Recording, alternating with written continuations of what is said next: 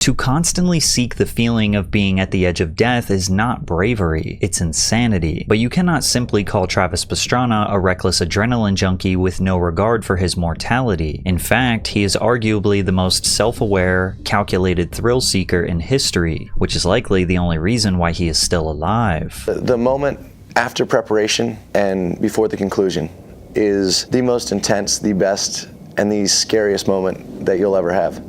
And for me, that's the greatest moment. That's the moment I live for.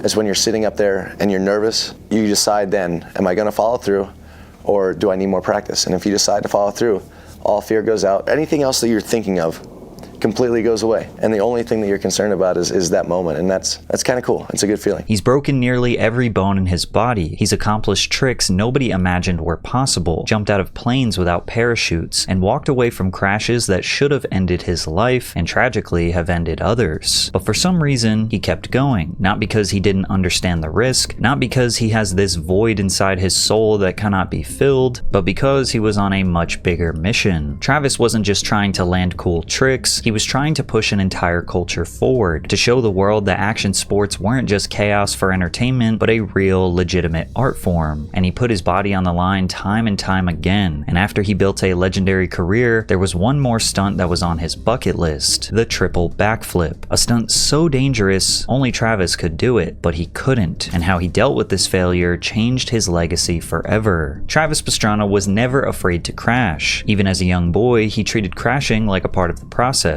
It was something to learn from, not avoid. Part of motocross is being able to take a hard fall, wind knocked out of you, thinking you're broken. My dad always said, get up. If you're broken, you'll fall back down. By the time he was in elementary school, he was already riding motorcycles, not just casually, but competitively. By the time Travis was a teenager, he started making a name for himself in amateur motocross, not only because he was good, but because he was fearless. The kid would fly through the course, crash so violently it looked like the end for him, then shake it off and go even harder. There was kind of a reckless intelligence to the way he rode, and people respected it. I don't know military guys. I'm sure there's guys that are like next level, but like, as far as action sports goes, I think he's the gnarliest guy I've ever seen or met as far as pushing the limits, risking his life over and over and over. And yeah, he's got a lot of metal in his body, dude. And even though Travis was a promising racer, he would ultimately become more known for freestyle motocross. At just 15 years old, he was already chasing bigger jumps and longer airtime, but that came with plenty of injuries. Travis had broken 18 bones in 4 years, and that didn't even come close to scaring him away from a dirt bike. That's cool, I don't need to go to the hospital. Are you on break? Yeah. In 1999, he suffered one of the worst crashes of his life when he separated his spine from his pelvis. It was pure luck that he didn't bleed out right there on the spot. Travis spent 3 months in a wheelchair, but even then, he was popping wheelies around and eager to get back on his bike. Just 6 months after this spine injury, he entered the first ever Moto X freestyle competition at the X Games. The 15-year-old was sending dangerous tricks over huge gaps while smiling and entertaining the crowd. His run earned him his first ever gold medal, which was his breakout moment into mainstream success. Never been defeated freestyle contest, X2000, live on to my reputation, man. I can't say enough. I'm so excited to be here, and yeah, hopefully next time Carrie and I will both be in the comp doing backflips. And as if winning gold wasn't cool enough, he decided to jump out of the course and into the San Francisco Bay. ESPN chose not to show the footage, and he was almost stripped of his gold medal, but to the fans, he was an absolute badass. From there, Travis won the 2000 AMA 125cc National Motocross Championship, which was a major achievement in traditional motocross and proved that he wasn't just a freestyle showman, he was a legitimate racer with elite skill. Shortly after his 18th birthday, he decided to backflip his dirt bike into the Grand Canyon, jumping off midair and parachuting to the bottom. He won gold for the 3rd year in a row at X Games in 2001. He became the first rider to land a backflip during competition in 2002. In 2003, he claimed his 4th gold X Games medal and becomes the 2nd rider ever to complete a 360 in competition, and then took a gnarly crash while trying a 50-foot 360. Travis suffered a concussion from this wipeout, but he still competed the next day and won a silver medal. Travis's bones were slowly getting replaced with metal. He broke his wrist 7 times, had 14 knee surgeries, 4 tibia fractures, separated his shoulder 3 times, and had over 25 concussions. And every time he was healing from an injury, he would take a few Advil and plot on his next return. Definitely lucky, and definitely live a very blessed life in that way, but in my opinion, I didn't feel like it was lucky. If I was lucky, I would have made the jump like I had intended to and would have kept going. But when I woke up from that, the first thing I thought was, well, can you get this back together so I can try that jump again before they take it down? And it was just, it's part of the sports. And if it's worth it to you, there's no better life. If it wasn't obvious by now, injuries were not going to slow down Travis Pastrana, and after he won his 5th gold medal in 2005, he felt like he needed to push the limits of the sport once again. And at this point, every discipline of motocross was at its peak in popularity. X Games as a whole was in its peak in terms of TV ratings, cultural relevance, and star power. Matt Hoffman's no-handed 900 brought BMX into the conversation, and him, Dave Mirra, Scotty Kramer, and Ryan Nyquist stamped BMX as a staple of the action sports culture. Ryan Sheckler became the youngest gold medalist in X Games history, as he rivaled with legends like Paul Rodriguez and Chris Cole. On the vert side, you had Bucky Lasik and Bob Burnquist carrying the torch from Tony Hawk's legacy. Danny Way became the poster child for Big Air, and the introduction of the mega ramp proved skateboarders could reach unimaginable heights. Even on the winter side, you had Shaun White breaking records and inspiring a whole new generation of snowboarders. Corporate brands like Mountain Dew, Red Bull, DC Shoes, and Monster Energy poured millions into X Games athletes and events. Athletes were landing video game deals, commercials, and TV shows. If there was ever a time to do something big in action sports, this was the time. Travis knew this was his moment, and he decided it was time to attempt the first ever double backflip on a dirt bike. Rumors had been circulating for years that Travis wanted to try this trick, but it was obviously very dangerous. Additionally, Travis just got into rallying and was already the #1 contender for the 2006 X Games rally against Colin McRae. Moto X's best trick was scheduled first, and Travis's rally team begged him not to send the trick because it was extremely likely that he would get hurt and not be able to race. But this is Travis Pastrana, and nothing will motivate him more than someone telling him not to do a trick. And on the evening of August 4th, 2006, Travis Pastrana threw an absolutely perfect double backflip and stuck the landing flawlessly. The crowd erupted in excitement as they just witnessed history. He made this extremely dangerous stunt look effortless, like he had done it thousands of times. It's so perfect, it almost doesn't even look real. He secured gold with a 98.60, which is the highest score in best trick competition to date, and it could be considered the most iconic moment in X Games history at the peak of its popularity. And in true Travis Pastrana fashion,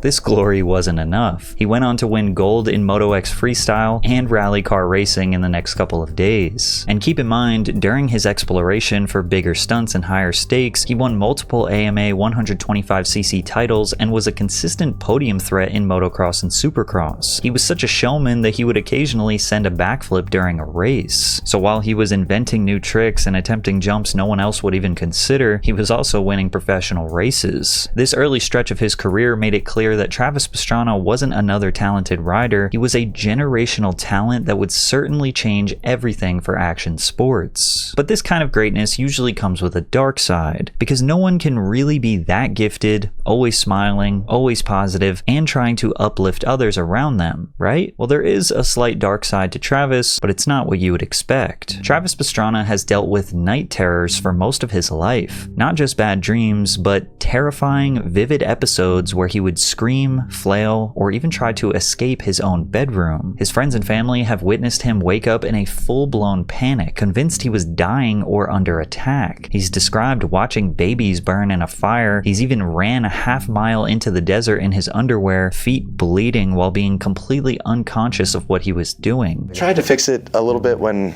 because when I have broken bones or something and I still get up and I wake up and I'm jumping and I realize I have a broken ankle and I'm in the air or tumbling down a set of steps, or I've knocked my front tooth out. The only time I've knocked a tooth out was actually having a night terror. Dogs, right? Yeah, I was diving away from dogs and I was in the air going, I don't have any dogs, and just, tumbling down the set of steps. So, yeah, that kind of sucks. And your mom said she's literally almost had to jump on top of you when you're in a hospital bed to avoid you having to jump up. What happens? Some I remember, some I don't. Most of the times that I remember now, if I can actually feel like I'm awake, then I can just sit there and be like, okay, I'm schizophrenic or something, and just go right back to sleep. But most of the time that I'm running around now, I have no idea. So really, I wake up and I'm just in midair or running full sprint through the desert or down the road or out of my hotel room. I can get out of locked doors. I'm fully functional. But Doctors believe it's tied to a perfect storm of factors: repeated head trauma, years of physical abuse to his body, chronic sleep disruption, and a psychological toll of living life inches from death. On top of that, his brain has been trained to respond to constant adrenaline spikes. He's lived in fight or flight mode for over 2 decades. When you live your waking life flying through the air at 70 miles per hour about to crash, it's not surprising that your body might stay on high alert even when you're asleep. And yet, Travis doesn't let this slow him down at all. He just shrugs his shoulders and says it is what it is. But anyway, so yeah, I've just gone to the theory that I have some screws loose, and they've been loose since before I had my first concussion, and I'm all right with that. From the constant threat of death to the night terrors, it's clear that the only reason Travis was still doing this was because he was on a mission to transform action sports from a fringe sport to a serious mainstream career and make sure it was there to stay. But he couldn't do it alone because he was surrounded by some of the most raddest people in the industry, and he wanted to give them a platform. And with that came the birth of Nitro Circus. What started as a series of homemade DVDs quickly evolved into the MTV Classic series. Travis and his friends filmed stunts, crashes, and behind-the-scenes good times. Unlike most reality TV at the time, Nitro Circus was as real as it gets. It was basically Jackass on adrenaline. Some of the most creative stunts imaginable done by world-class athletes. Travis landed a backflip on a kid's tricycle over a mega ramp. Eric Rohner skied down a moving escalator. Travis and Jolene Van Vaught tandem jumped a motorcycle into the Grand Canyon and pulled a parachute to land safely at the bottom. Travis also backflipped from the top of one building to another. If he landed 6 feet shorter, he would have been RIP. Cam McQueen successfully executed the first monster truck backflip in competition with the Nitro Circus themed truck. The show only ran for 2 seasons on MTV, but it didn't stop there, because Nitro Circus wasn't just a media empire, it was Travis Pastrana's actual lifestyle. And now that most of his life was dedicated to pushing stunts to the highest degree, there was one trick he had his sights set on. Another legacy-defining trick. The type of trick that could maybe even allow him to retire, the triple backflip. But sadly, this trick would not go the way Travis planned it. The quest for the triple backflip began immediately after he landed the double, but this was a whole different ballgame. At 6'2" and naturally lanky, trying to spin a 250-pound bike around 3 full times in the air seriously tested what his body could realistically do. Everything about it made his friends and family nervous. The consequences with any sport is high. And when you're doing a single flip, 20 feet off the ground, that is high. There have been people that have died doing flips. We've lost some good friends along the way. It's the risk that comes with it. With double flips, there's only 4 of us that have ever done it, but 2 of them have barely woken up from a coma. Travis wasn't even attempting the trick for a medal or competition. He was chasing it because no one else had done it. And to him, that was enough reason to risk it all. The triple elevates this by a multiple of 4 or 5. It's not going to the next level. It's meaning that you have to do a double backflip on the way up and another flip as you're falling away. So exponentially, it increases in difficulty, in height, in risk, in everything else. The craziest part about the triple was that he couldn't really practice it without risk of injury. So his practice sessions were him sending a triple backflip into a canyon with a parachute. And it was at this point that even he was unsure if he could pull it off. Even with all his experience, Travis immediately realized how much harder the triple was than the double. It wasn't just about spinning faster. The entire setup ramp, height, takeoff angle, body position had to be perfect. And even then, there was no guarantee make it back on 2 wheels. But his longtime sponsor Red Bull believed in him. They rented an entire blimp hangar and built a massive custom ramp specifically designed for this legendary moment, but Travis could not do it. On his absolute best attempt, he completed 2 rotations and landed on his back tire, but couldn't fully flip another time. But as we know by now, Travis does not accept failure, so he got back to work. This was one of the few times that the Nitro Circus team pulled in experts to calculate exactly how big the ramp needed to be and how fast the rider needed to be traveling. They ultimately designed and built the jump in Travis's backyard, which is also known as Pastrana Land. Travis invited 2 of his FMX buddies to try this thing out, Josh Sheehan and Tom Pages. However, nobody wanted to test it out because, as you can see,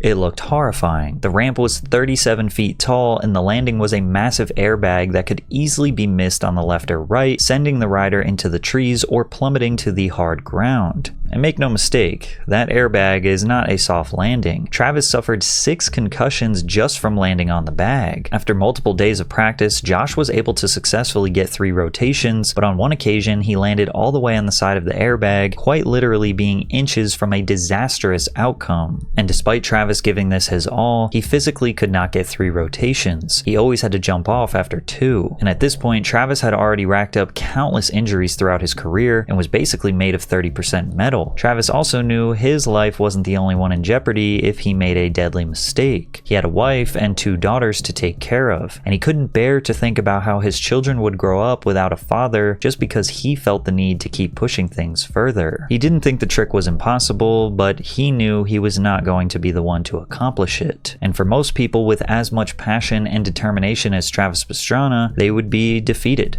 and heartbroken, and it would eat away at them until they make a careless and reckless mistake and try the trick anyway. They would fall victim to their own selfish desires. But not Travis. Instead of letting his ego take control, he decided to do the most selfless act and put all of his resources into helping Josh Sheehan pull off the trick. Travis passing the torch over to Josh was the first time he accepted defeat, the first time he truly said, "I can't." But this is not where the story ends. Travis had worked with Sheehan for years and knew exactly what he was capable of. He was younger, stronger, and had a lower center of gravity. And more importantly, Sheehan had the one thing that Travis no longer had, a healthy body. Travis was there during the entire process, offering feedback from his own attempts and guiding Sheehan through the whole thing. He truly wanted Sheehan to do the thing that he struggled to achieve. Throughout my career, I've always been more nervous, I guess, when someone else is trying something, because it's outside of your control.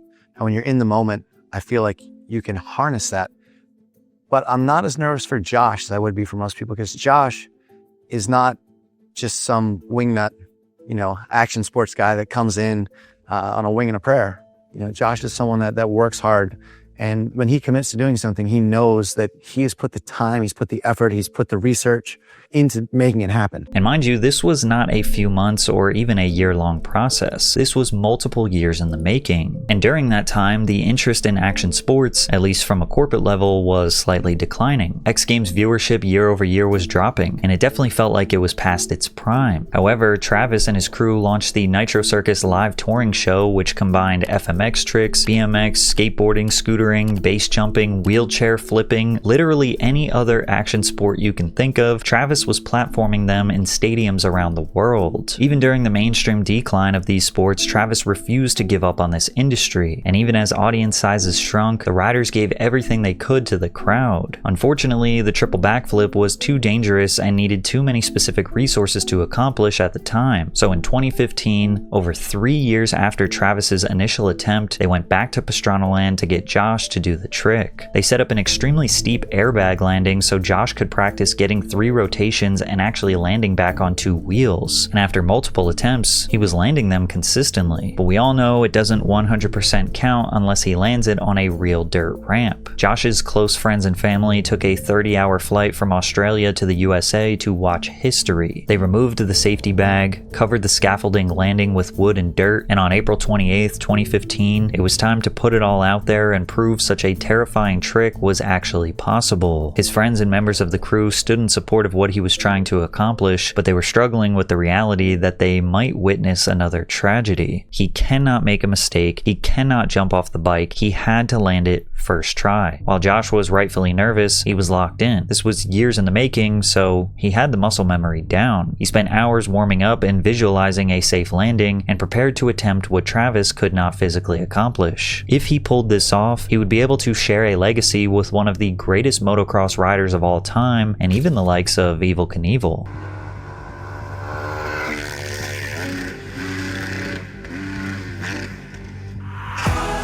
Josh Sheehan landed the triple backflip nearly perfect, riding away and fully embracing Travis Pastrana, thanking him for making this dream a reality. Even though Travis never got to land the triple himself, it felt like the right conclusion to the years he spent pushing FMX to the absolute limits. It proved that the next generation could pick up where he left off and carry the sport forward in a way that he had always hoped for. And this was by far not the end of Travis Pastrana pushing the limits. Shortly after this, he started projecting the double backflip 360, but it was all too clear that he was past his physical prime. His body was just too beat up and broken to achieve these death-defying stunts he once handled with ease. Granted, all the other sports Travis transitioned to still involved insanely high speeds and dangerous ramifications, but most of them came with way better safety precautions. Rally racing became one of his new main outlets for adrenaline. Travis had been dabbling in rally since the early 2000s, but once he stepped away from motocross full-time, rally quickly became his main sport. He went on to win multiple championships in Rally America, and behind any wheel, Travis brought that same style and talent for racing that made him great on a bike. Then again, Travis was constantly suffering the loss of friends. Ken Block, Ron Meredith, J.O. Archer are just three of many of Travis's friends who died participating in extreme sports. Additionally, Travis's daughters were older now,